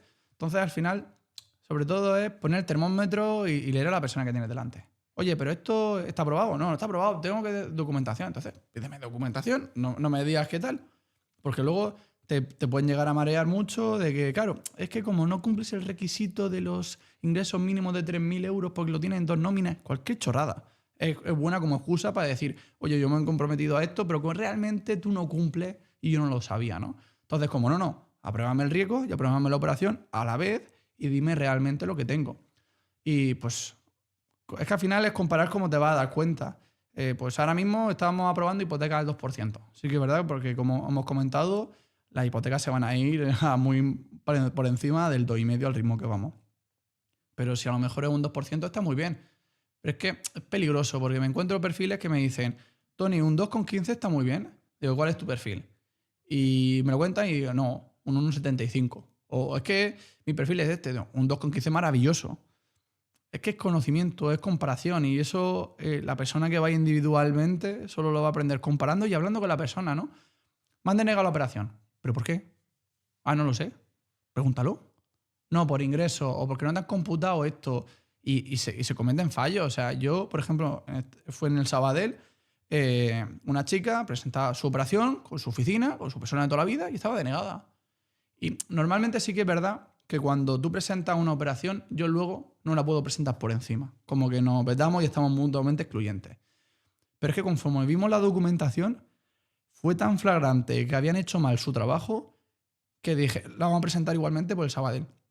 Y el Sabadell no la aprobó, porque no sé cómo había, no me acuerdo, es que hace ya un par de años, pero haber presentado los ingresos de una manera que al final se habían denegado por eso, ¿no? Entonces, ¿qué trucos? Prueba y error, o sea, aprender, preguntar, escuchar. O sea, de hecho, la gente, odio cuando tratan a la gente del banco así, con despectiva. No, tú me tienes que dar una hipoteca porque yo soy un perfilazo, gano 3.000 eurazos. Y es como, chico, que no, que funciona justamente al revés. Oye, mira, gano 3.000 euros, ¿cómo lo ves? ¿Te gusta? ¿No te gusta? Mira que yo ya tengo un préstamo. Bueno, no te preocupes, tal y cual. Y ahí es cuando realmente te empiezas a nutrir y empiezas a aprender. O sea, hay inversores que son auténticos cracks. O sea, yo por mí, si se dejaran, los contrataba en mi empresa. Realmente, ¿no? Porque ya saben realmente cómo funcionan por dentro las empresas, en los bancos. Y también una pregunta que la repito hasta la saciedad, pero porque es muy importante que la gente la sepa, que es, ¿la operación queda en atribuciones de oficina o vale elevada riesgo? Porque si vale elevada riesgo, la persona con la que estás hablando me da igual lo que te diga. Porque encima se utilizan frases genéricas de la veo bien. Digo, mira, a mí no me la veas bien, ni mal ni regular. Apruébamela, que no quiero esto. No, a ver riesgos que dice. Claro, pues entonces directamente mándala a riesgo y cuando riesgo hable, me dice lo que te ha dicho riesgo. No digas tú cómo te parece la hipoteca o que vas a luchar por ella. No, no. Si es que tú no tienes ni voz ni voto en esto. Y eso es peligroso, ¿no? Cuando la gente no sabe ese matiz, confía ciegamente, claro. Y me pasa, ¿no? Que mi banco me ha dicho que está aprobada. Digo, vale, pasan la documentación. Esto no es viable. No te preocupes, la hago con mi banco. Esa operación no va a salir. O sea, no sé si realmente le habían dicho que sí era viable o le habían dicho que la ven bien o que la van a elevar a riesgo. No sé qué había pasado exactamente ahí. Pero no salía. Y de hecho, eso, si te pasa así sin arre, no pasa nada. Una anécdota más de la vida. Pero me encuentro casos todas las semanas y la última fue una chica que perdió 52.000 euros porque su banco le había dicho, supuestamente según ella, que le daban la operación y ahora no le daban. Y cuando yo la vi dije, es que esto no fue viable nunca. Me pasó que primero me dieron unas condiciones en el banco, me pasaron el email, me dijeron, este es el seguro, este es el total de la operación, 94% creo que era lo que me habían dado de hipoteca. Sí. El email todo, y después otro email a la semana o a las 2 semanas. No, esto no. Al final fue el 82, o sea, de 94 Madre mía. al 82. Dice, no, hubo un pequeño cambio. Un pequeño cambio. De hecho, yo que me dedico a esto, se lo digo activa por pasiva a mis chicos, que hasta que no tengan la FEIN, no den Eso nada es. por cubierto. O sea, hasta que no tengan la FEIN, que ahí ya es por ley, que hay que obligar a los bancos a esas condiciones, tienes humo. Que el Eso humo es. sea un 99% real o un 1%, pero es humo. Eso es. Ese fue el aprendizaje de mi... Hasta que no tuve la FEIN, me cambiaron lo que me Claro, habían- por eso las yo cuando la condiciones. gente, los bancos empiezan, no, porque sí, porque arriba hay que... FEIN. FEIN, que me da igual. O sea, yo solo entiendo de FEINs. A mí lo que tú me digas o lo que me escribas en un correo me da igual. FEIN. Y claro, al final se mosquean, pero también aprenden. De que, pues eso, que yo no soy un cliente más al cual pueda manejar. Y desgraciadamente me encuentro muchos que se han olvidado de cuál es mi función y cuál es mi figura. Digo, chicos, que yo no soy un cliente al uso. Que a mí no me vengas con cosas vacías a ver ganando tiempo. No. O sea, yo me sé los tiempos. Solo una semana. Si en una semana no la tengo, mi alternativa, que lo sepas. Es que, Tony, no te pongas así. Digo, ¿cómo quieres que me ponga? Mi trabajo. Pero bueno. De todas maneras, a mí como particular, digamos que voy al banco, para mí es muy importante poder tener acceso a la persona, poder hablar, poder que me digan 94 y después me dicen, no, es que no me lo aprobaron al final porque yo puse el máximo, tratando de buscar el beneficio, puse el máximo para ti, pero me dijeron no porque es una operación de inversión y 82% está muy bien de todas maneras, pero tener ese acceso a la persona para mí es muy importante. Pero sobre todo que esa persona sepa lo que haga. Porque mira, el ejemplo que tú me has puesto, la presento a un 94, pero vale, va a dar riesgo. Y de repente, riesgo me la devuelvo un 82. ¿Qué pasa? Que a lo mejor esa persona, si hubiera tenido más conocimiento de la entidad, te diría, mira, hay dos opciones. O la presento al 92% y casi siempre me la van a limitar, o directamente yo en atribución de oficina tengo hasta el 85. Digo, podemos directamente ir al 85 si te parece bien, o le va a dar riesgo a 92 y dependemos luego de que a lo mejor riesgo te diga un 85, un 90, un 82 o un 80. ¿Sabes, Antonio Lorenzo, lo que contesta a día de hoy? Fírmame el 85. Yo no quiero elevado a riesgo, yo quiero atribuciones de oficina, siempre que se pueda, porque controlo lo que está pasando.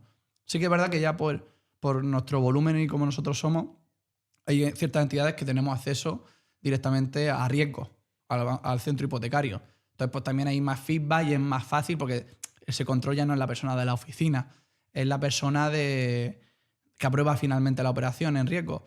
Pero yo, en mi experiencia, Siempre mejor malo conocido que malo por conocer. Siempre en atribuciones de oficina si se puede. Si tiene sentido común, obviamente. Si con un 85 no te sirve, pues hay que arriesgarse, no queda otra.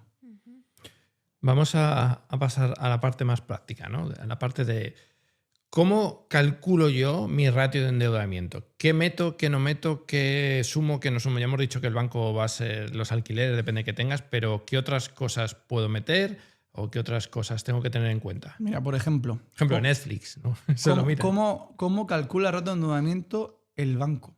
Y es, claro, tú para eso te van a calcular una cuota. Pero claro, la cuota, ¿cómo la van a calcular? ¿Con bonificaciones o sin bonificaciones? ¿Al tipo de salida o al tipo final? Con vinculaciones, no, perdón. ¿Cuál era la otra que quería comentar? Cuando es tipo fijo, ¿al tipo fijo o a un tipo de estrés que es superior? Cuando es mixta, te la calculo al tipo fijo o al variable más Euribor. Y cuando es variable, o sea, eso es un tema, ¿eh? O sea, solo esa parte, cada banco es un mundo. Entonces, lo más fácil es que calcules tu ratio sin bonificaciones y normalmente hay bancos que utilizan un tipo de estrés. Es decir, aunque a ti te vayan a dar un 2% tipo fijo, lo van a calcular ellos con un 3,5%. Porque lo funcionan así. O sea, no hay otra. Entonces, yo, pues eso, sin bonificaciones y como el tipo de riesgo ese que utilizan ellos muchas veces no lo vamos a ver, el sin bonificar es más alto posible, calculamos esa cuota y ahí ya partimos con el resto. En cuanto a gastos que tengamos, pues afortunadamente todo lo que sean préstamos toca, obviamente, te comen un 30-40% de esos ingresos, o sea, es decir, una cuota de 300 euros te puede comer perfectamente 800-900 euros de ingresos. Manutenciones, muchos bancos las tratan como sirve, como préstamo. Luego renting y leasing. Menuda pelea con el renting y leasing. Antiguamente, macho, no pasaba nada. A día de hoy los renting y los leasing aparecen en todos lados y encima aparecen como sirve y por ende te lo computan como tal. Y me va a venir gente, no, Tony, porque realmente es una operación financiera. Digo, sí, muy bien, lo que tú quieras. A día de hoy, a mí no me han denegado operaciones, pero sí me han computado los gastos de renting o leasing como sirve. Entonces, que la gente lo sepa. Que no es que yo me cogí un coche. Pues a lo mejor te tenías que haber comprado la casa antes. Realmente. Eso es lo que más va a pesar. Luego, pues todo lo que son tarjetas de crédito y de débito y todo eso, yo lo limpiaría. Hasta el punto de que algunas veces tú tienes 50.000 euros de aportación y es mucho más inteligente a lo mejor quitarte esos pequeños préstamos. O a lo mejor tienes un préstamo de un coche de 30.000 euros y te quitas la mitad, 15.000, que directamente aportar eso a la compraventa. Por cómo funcionan los ratios de endeudamiento, sobre todo, que es donde más sales perjudicado, ¿no? Es más fácil financiar más dinero que financiar más ratio de endeudamiento. O sea, un banco que te diga que máximo el 40%, si es 39,99 aprobada, si es 40% denegada, a cambio de 1 euro. Igual con el 35 y el 30. Cada banco ahí tiene su política. Luego no es lo mismo si sois 2 que si soy 1. A lo mejor si soy 1 solo computa el 30%, si soy 2 computa el 35%. Pero es que luego dices tú, Tony, pero es que este banco me está computando al 30%. Sí, pero a lo mejor el cálculo de la cuota es al 2%, mientras que otro que te lo calcula al 40% de ratio, te lo calcula un 4% de tipo de interés. Entonces, todas esas variables hay que tenerlas en cuenta. Y tú me vas a decir, Tony, ¿cómo me las sé? Pregúntalo. Pregúntalo a la persona que tienes delante en el banco. Es más, si haces eso te vas a dar cuenta si realmente la persona del banco sabe o no. Porque empiezas la de, bueno, tengo que mirarlo, tengo que saberlo. Digo, no, mira, esto funciona así, de esta manera, te va a pasar esto.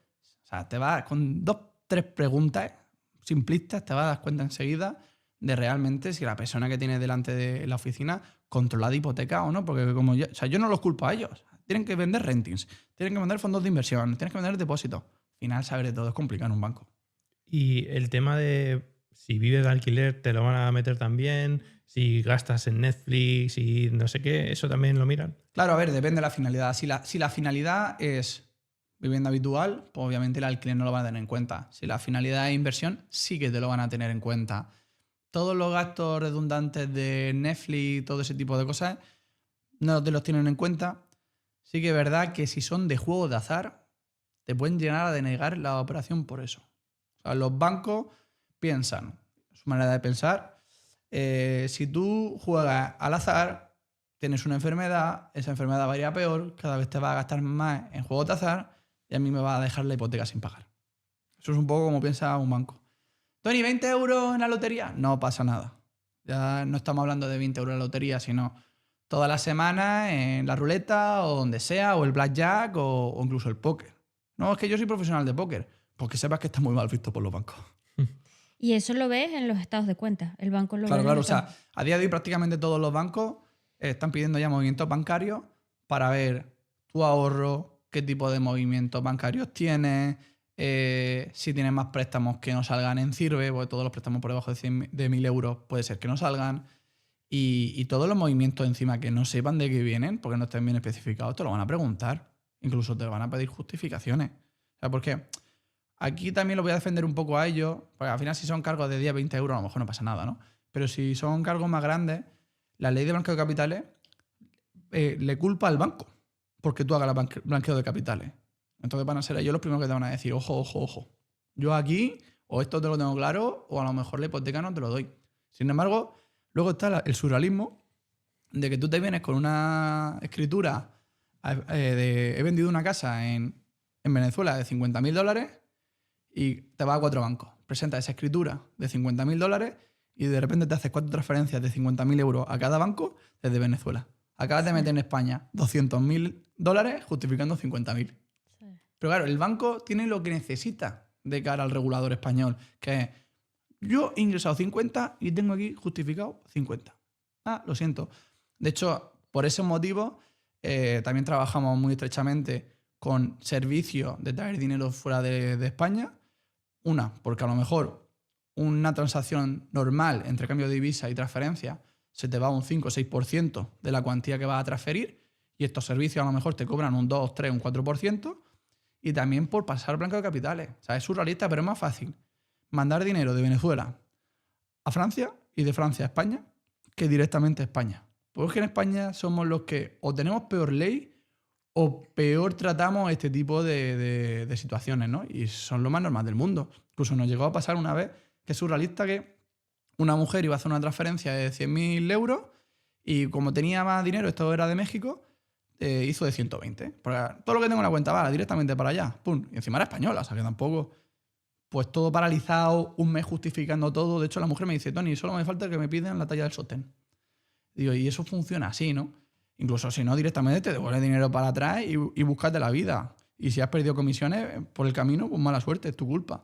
Entonces, hay que avisar muy bien a los bancos, lo tenemos que tener todo justificado. Si decimos y justificamos 100, tiene que venir 100. Pero vamos, yo de todas maneras, por los costes que veo a día de hoy, siempre lo haría a través de un intermediario financiero que se dedicara a ese tipo de transacciones internacionales. ¿Y cómo nos apalancamos de una forma responsable para que el banco nos deje seguir creciendo? Eso no existe. No existe.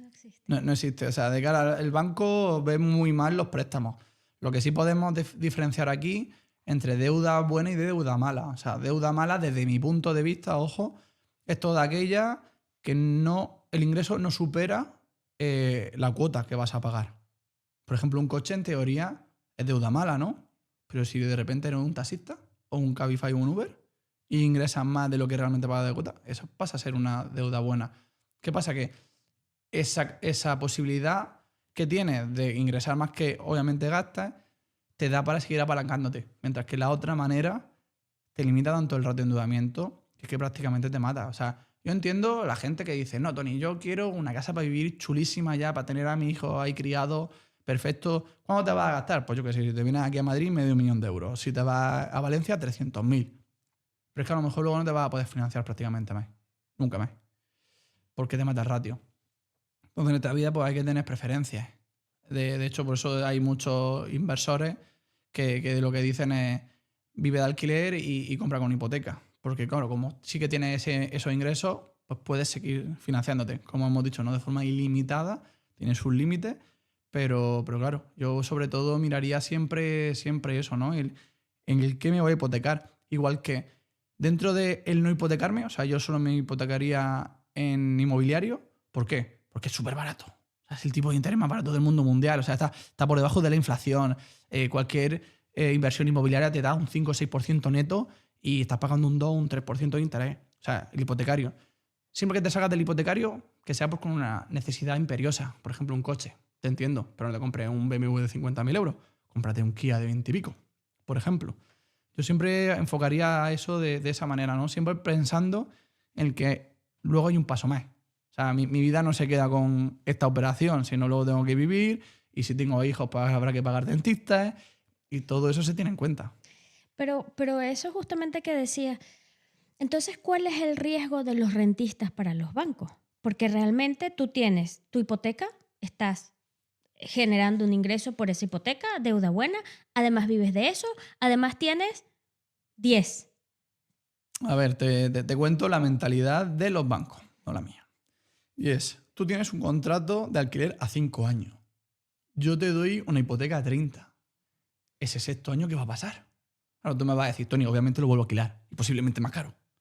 Vale, pero los bancos piensan así, o sea, una hipoteca a 30 años y tú tienes un contrato de alquiler de 5 años. Y los otros 25 años, ¿quién me los paga? Eso un poco también la manera de pensar. Y también hay un poco de coherencia en, no es lo mismo a lo mejor que tú tengas 10 inmuebles en 10 años, que ya sabes lo que haces, que ya has tenido problemas con inquilinos, que ya has tenido roturas, ya has tenido impagos, ya has tenido una serie de experiencias y la has resuelto bien y aquí sigues. Salvo. Y por otra parte está el que de repente, desde el 2025 hay un tío que tiene 10 pisos. El banco va a decir, ¿cómo? ¿Tienes 10 pisos en 2 años? Uf, yo a ti no te quiero ni con un palo. Porque no has pasado por toda esa experiencia todavía y tengo miedo de que eso se genere en impagos de mi hipoteca. Porque allá cuando te empiece, a lo mejor no has pasado buenos filtros y alguien te deja de pagar y empieza a quedarte enganchado, ¿no? Y eso es como un poco piensa los bancos. O sea, yo no diré ni que estoy de acuerdo o no, que tenga sentido o no, pero un poco lo que vienen pensando ellos y gente, la conversación surrealista de Tony, me pongo a trabajar a jornada parcial en no sé dónde para sacarme la hipoteca, teniendo 3.000 euros en ingresos de alquileres. Sí. Eso se decía yo ayer, además, a ella. Sí. Digo, voy a tener que hacer esto, digo, porque, claro, yo tengo 11 inmuebles. Yo tengo ingresos de más de 5.000 euros al mes.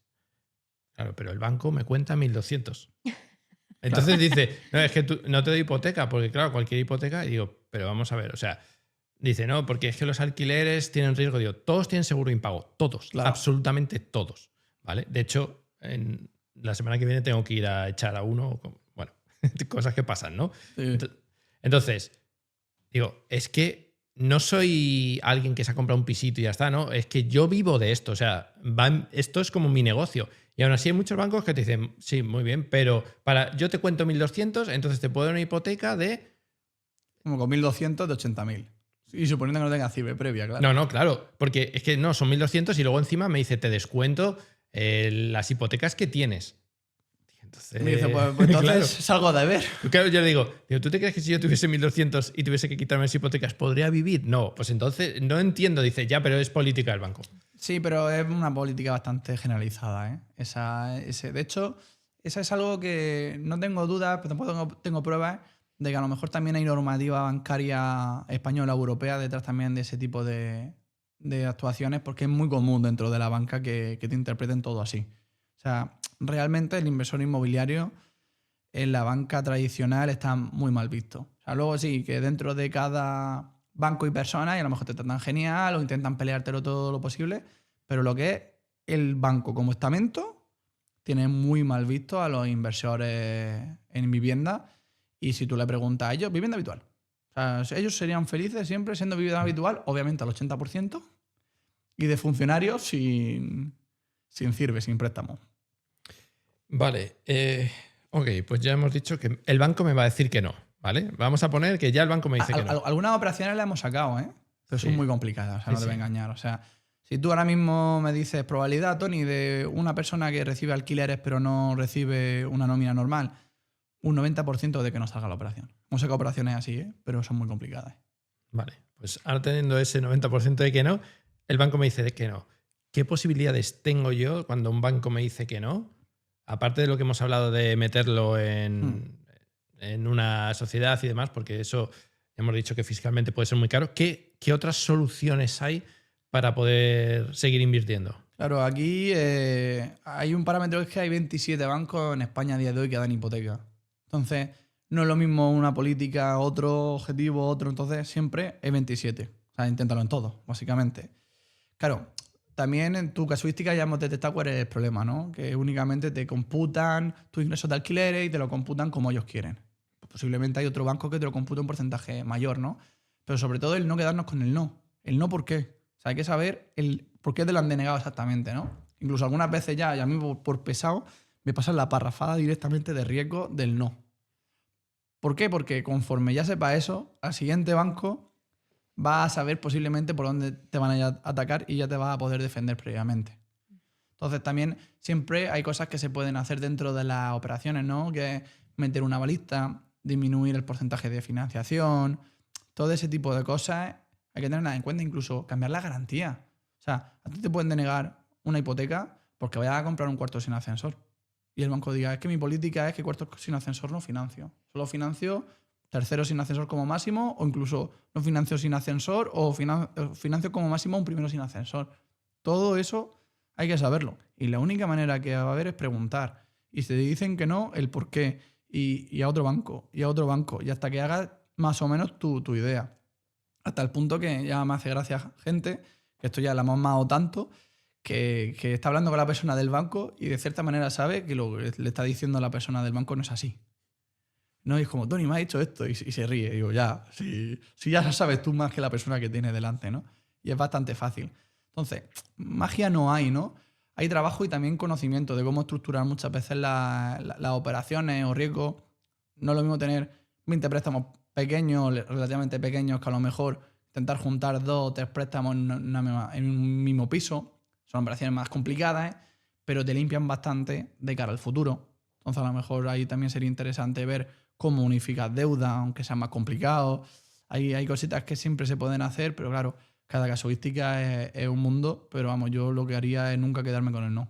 Explícame eso, ¿cómo te beneficia tener la deuda unificada de cara a pedir hipoteca? Porque, o sea, obviamente, no por el redondeamiento, o a lo mejor sí, porque lo has podido alargar y a lo mejor el redondeamiento te sale más bonito, pero va implícito en cómo analizan las operaciones los bancos, ¿no? No es lo mismo tener 5 casas con 5 hipotecas que tener 5 casas y solo una hipotecada. Y tú me dices, Tony, pero si entre todas debía 100.000 euros y ahora debo 100.000 euros. Digo, sí, pero de cara a riesgo, de cara a cómo lo ven, es como, yo mañana tiro por 4 casas y me las puedo llevar puestas. Pero si yo tiro a por tus casas y ya están hipotecadas previamente, voy como segundo deudor. Entonces, tiene preferencia el primer hipotecante, el primer banco que te ha dado la hipoteca.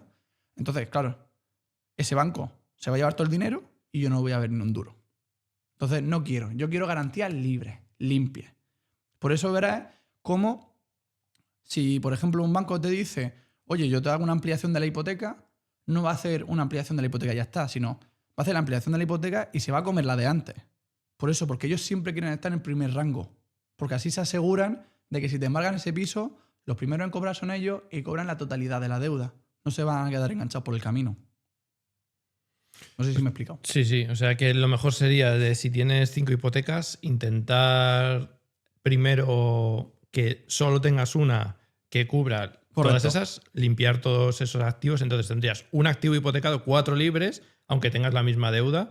Lo único que sería una deuda mayor, ¿no? Porque al final, pues si todas son de 300, pues vas a tener una de 1.500. Claro, pero al final, a nivel número es igual, a nivel garantías de cara al banco, no es lo mismo. Cambia eso bastante de cara a ellos. De hecho, la gente no lo sabe, pero tú cuando vas a firmar una hipoteca, tú en la escritura firmas que no solo garantizas el préstamo con la vivienda, lo garantizas con todos tus bienes y derechos presentes y futuros. Uh-huh. Eso significa que si tienes otras casas, también estás avalando de cierta manera con eso. Obviamente no es tan fácil porque hay que ir al juez, el juez tiene que dictar embargo sobre el inmueble, escribirlo en el registro de la propiedad, reclamarte más el dinero, bueno, un procedimiento judicial. Pero claro, le estás dando mayor garantía a los bancos de que realmente eres buen pagador, ¿no? Y luego a la misma vez estoy diciendo que cuanto más hipotecas tengas y más casas tienes, es peor. Aquí choca un poco, ¿no? El cómo funciona la banca. Y es que esta regla es esta y esta es regla, pero si chocan, ya... Welcome to the jungle, si es que este es el juego. ¿Y eso solo para la hipoteca o también para los préstamos personales que decíamos? Tienes préstamos de coche, tienes préstamos, yo qué sé, personales. ¿Importa tener más préstamos de menos importe o un solo préstamo? Un único que avale aunque todo. sea la suma de todo. Siempre, siempre, siempre. O sea, es limpieza, yo lo llamo limpieza. Es mucho más limpio y mucho más bonito de cara al banco un único préstamo que 5. Y tú dices, Tony, es el mismo capital. Si yo lo sé, si te entiendo, son las reglas del juego. Vale, entonces, cuando te dicen que no un banco ha llegado a riesgos y no sé qué, ¿insistimos o nos vamos a otro banco? A ver, insistimos en cuanto a lo mejor bájame el porcentaje de financiación, bájame a lo mejor directamente capital, mira a ver si yo te quito este préstamo, cómo sale la operación. Ahí sí que se puede insistir. O sea, no se puede insistir con la operación tal cual. O mira a ver si te meto a mi padre de avalista, o mira a ver si te meto a mi pareja de segundo titular, o a mi padre de segundo titular.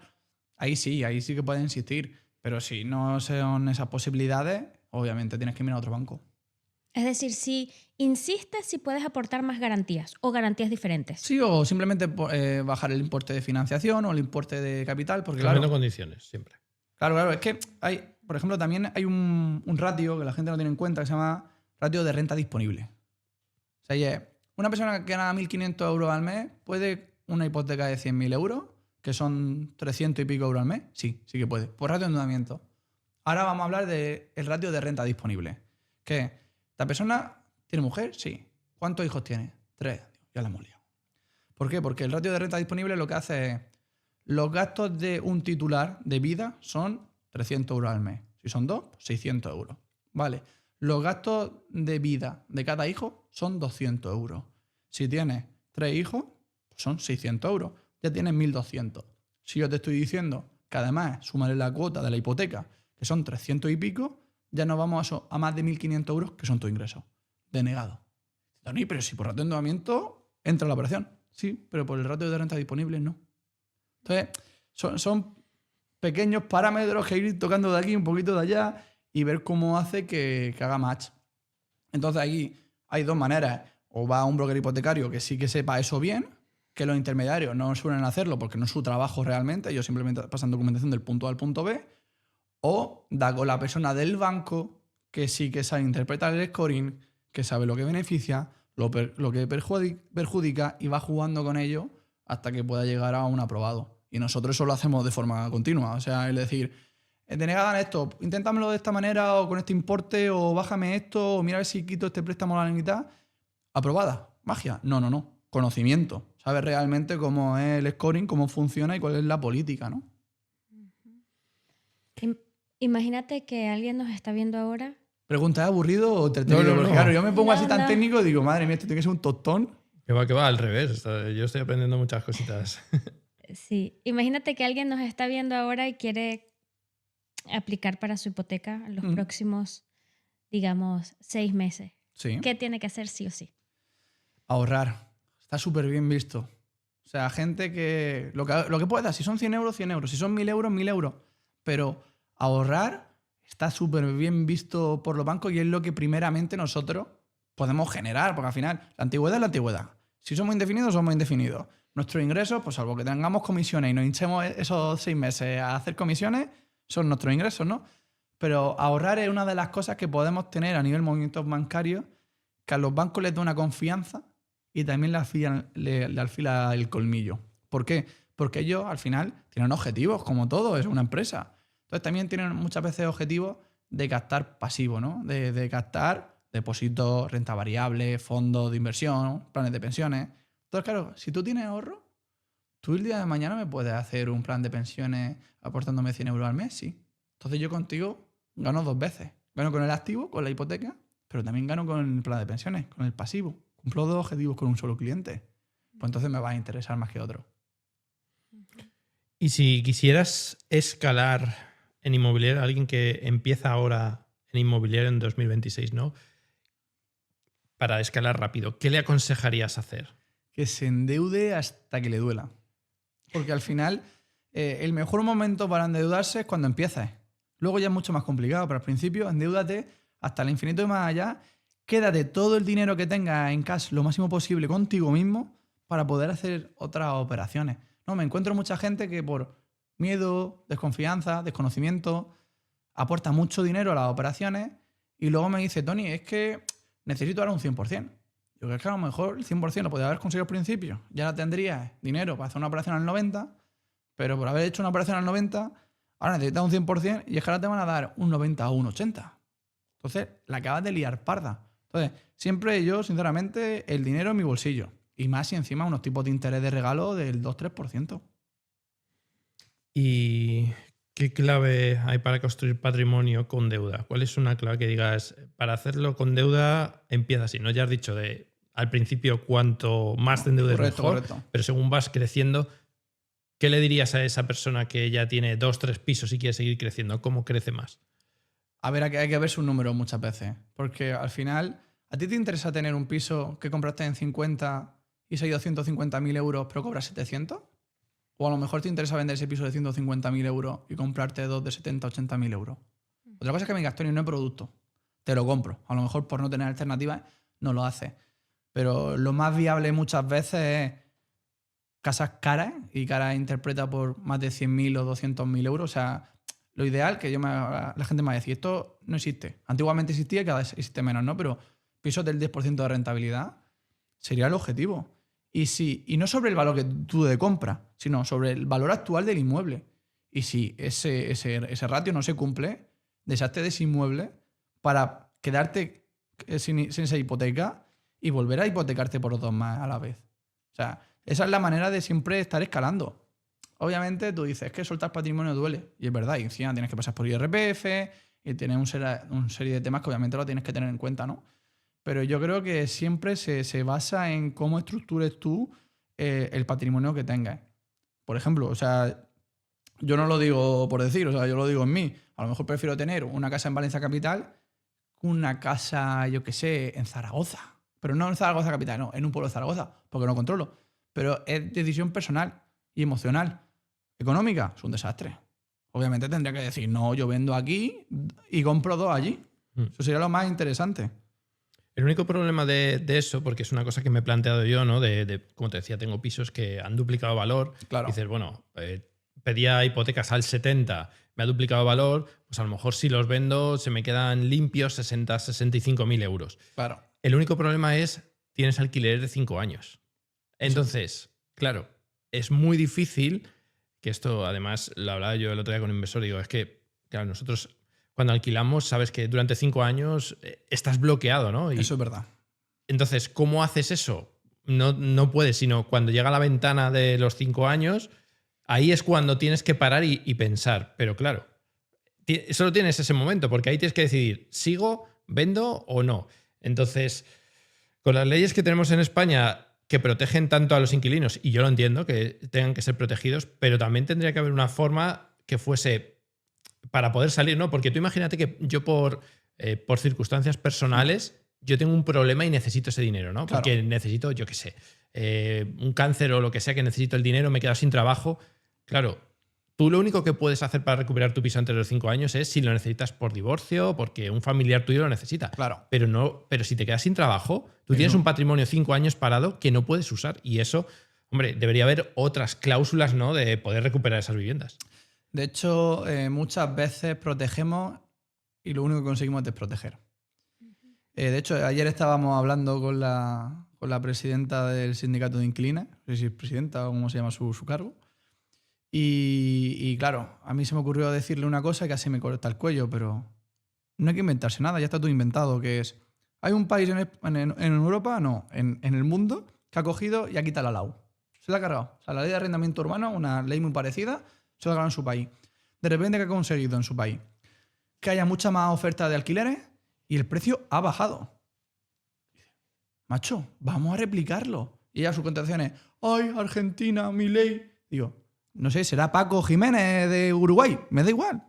¿No estamos diciendo todos que queremos que los alquileres bajen? Pues si sabemos que un país lo ha hecho y lo ha conseguido, lo replicamos. Puto, si es que no hay que innovar. Es que Berlín, digo, mira, Berlín, creo que me dijo Berlín, si no me equivoco era el ejemplo, porque hay muchas ciudades o países, en este caso normalmente son ciudades, como no pasa en Barcelona, que tiene el límite de alquiler, o sea, lo tiene capado, no puede subir el alquiler. Hay listas de espera de un año. Digo, claro, no juegues al despiste. Me dice, claro, no suben los alquileres porque están capados, pero es que hay una lista de espera de un año. Te estoy diciendo que en un país han conseguido que haya más oferta, no hay listas de espera, y encima los precios han bajado. ¿Por qué no replicamos ese tipo de políticas? Si es que no hay que inventarse nada. Si es que ya prácticamente todo existe.